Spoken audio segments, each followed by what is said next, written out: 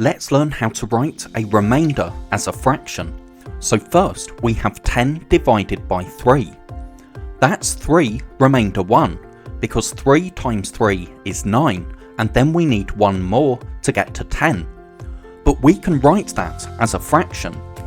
So that's 3 because we have 3 wholes. Then the remainder 1 is written as the numerator, and the denominator is 3 because that's the number that we're dividing by. That's the divisor. So our answer is 3 1/3. Notice it's not 3 remainder 1/3. It's 3 remainder 1, but if we're writing the remainder as a fraction, we just write 3 1/3. We just write the whole number and the fraction without writing remainder. So what is 10 divided by 4? Well, that's 2 remainder 2, because 2 times 4 is 8, and then from 8 we need 2 more to get to 10. But again, we can write the remainder as a fraction. We have 2 because we have 2 wholes, then we have 2 as the numerator because we always write the remainder as the numerator, and then the denominator is the divisor, so that's 4 because we're dividing by 4.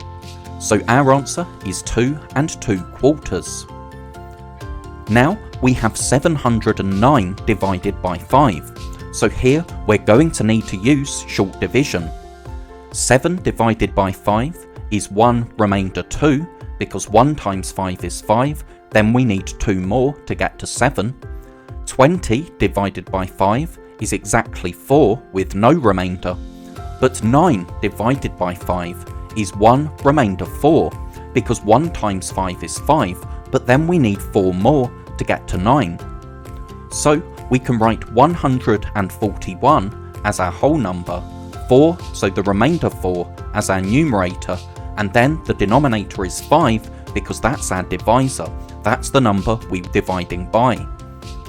Now 709 divided by 6, so we can write it out as a short division. 7 divided by 6 is 1 remainder 1, because 1 times 6 is 6, then we need 1 more to get to 7. 10 divided by 6 is 1 remainder 4, because 1 times 6 is 6, then we need 4 more to get to 10. And 49 divided by 6 is 8 remainder 1, because 8 times 6 is 48, then we need 1 more to get to 49. But again, we can write our remainder as a fraction. 118 is our whole number, then 1 is our numerator because that's the remainder, and then 6 is our denominator because that's the number that we were dividing by. So our answer is 118 1/6. Now let's think back to this first question. We had 10 divided by 3, so we can think of this as sharing 10 blocks between 3 circles. We know that we can share out 9 of those blocks, but then we have 1 remainder. So 10 divided by 3 is 3 because we have 3 blocks in each of our circles.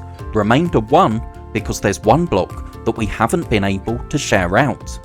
And you might have been taught that we can't share it out because we can't have unequal groups when we're dividing. But what we can do is turn this 1 whole block into thirds, and we can see that 1 whole is the same as 3 thirds. But now that we've changed 1 whole into thirds, we can share out those thirds. So we have 3 wholes and 1/3 of a block in each group. So that's why our answer is 3 1/3. And let's look at the second question, 10 divided by 4. Well, we can share out 8 blocks between 4 groups to get 2 blocks in each group.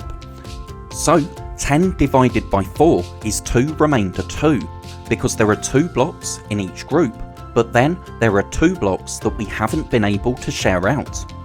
But this time, what we can do is split each of our blocks into quarters.